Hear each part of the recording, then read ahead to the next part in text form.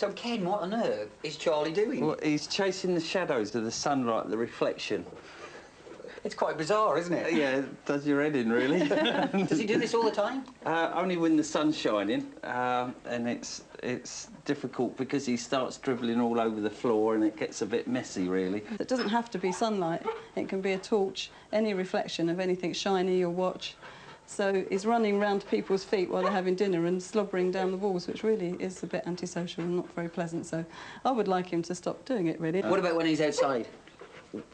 Well, he just licks the patio then, the sun reflecting. If you're sitting out on the patio having a cup of tea or something, he just keeps licking the concrete and licking all the walls.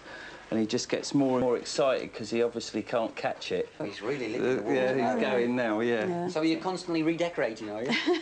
Well, she'd like me to. Well, the people next door had him for a while, but they rescued him as well. But I used to hear the wife shouting at him, saying, "Oh, Charlie, pack it in." And I didn't know what it was he was doing, but what he was doing, so she's told me since, was licking the patio.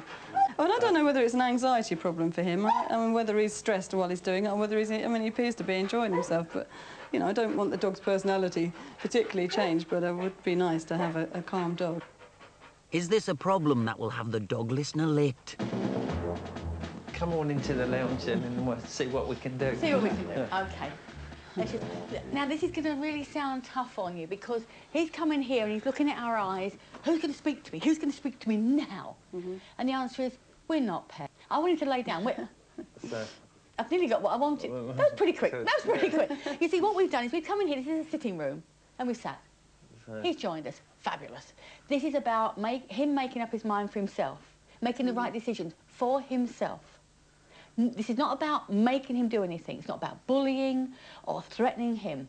Yeah, when we believe that's happened in the past, because when you really shout at him, he'll roll on his back and he'll wet himself, and he'll cower. The ultimate thing is to roll, is to pee.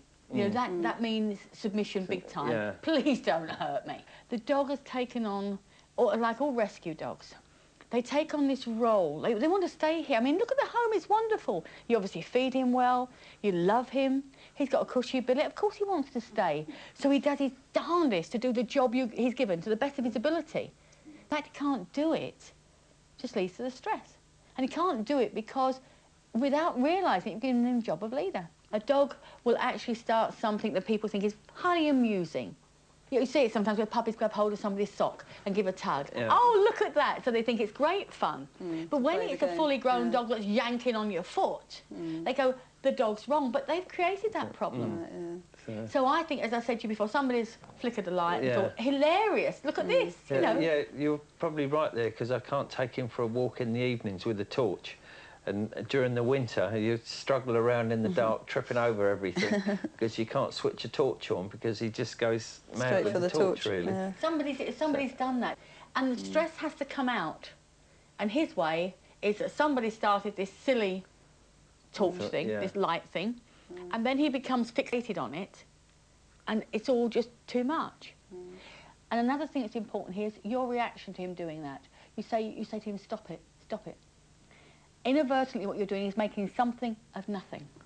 Now it's just a blinding obsession. So Happens in humans, It's gone from a performance, then, if you like, to an obsession, or... It's gone beyond that.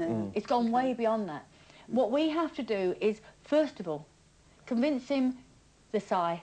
Brilliant. You may not have heard that, but he actually went... The sigh is wonderful. That means he's finally relaxed. We all do it. Yeah, she does it when I stop snoring. I know that feeling too. Right, so you see, when the sigh comes, then he's finally said, OK, I'm not on duty. He's now got his eyes closed. This is a dog with stress being removed from him. That's what we need to do, drop his stress level so much that everything, all the obsession, everything becomes calmer. Charlie, come on, love. Charlie, come. Come. Good boy. Oh, what's that? Good boy. Good boy. You notice I'm stroking him here. This is the head, neck and shoulder. This is the kill zone. Stroke this area only. Yeah. Just for a few moments, affectionately, warmly. And now here comes the hard bit.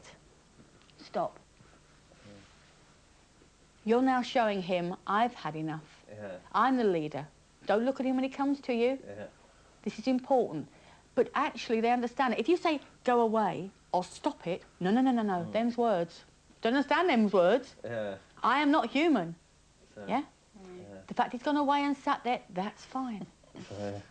Because that's what he'd do. He'd Goes from one to the all other. around the room to try But he's not trying. You see, at the moment, if he believes he's leader, he's got every right to say, fuss me now, tickle this, tickle my back, anything I like. My reaction to him is, I'm going to give you as much affection, but on my terms. And when you do it on your terms, he goes, oh, that makes him reassess his position with you. And then when he've reassessed that, when you two have got this sorted out, then he looks to you as leader. And your reaction to any situation becomes paramount. So when you see something like the light and you just bring him away from it, he'll believe in you. Instead of you becoming anxious, the anxious child, this occurrence, you become the calm example of how we ignore that. Just flash the light on the wall, which would normally, don't make any big gesture of it. And keep it there. You just go up to him, help him. Charlie, come on, love. Turn it off now. Steady. Calm him down.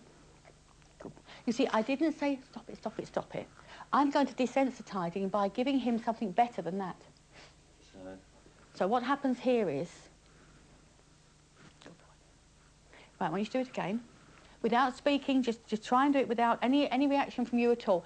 When the light goes on, I want you to spot it when he does. Don't look at him. Don't do anything. When he spots it, Charlie. There's my wallpaper. Charlie, come on, love. Good boy, Charlie, come. Charlie, come. Sit. Good boy, turn it off. Turn it off. Now, that time, when I called him, he came. What I'm showing him is I'm desensitising him to that. I'm making a good association a bad one. The Cunninghams followed the dog listener's rules, and within a month, Charlie has given up chasing light beams.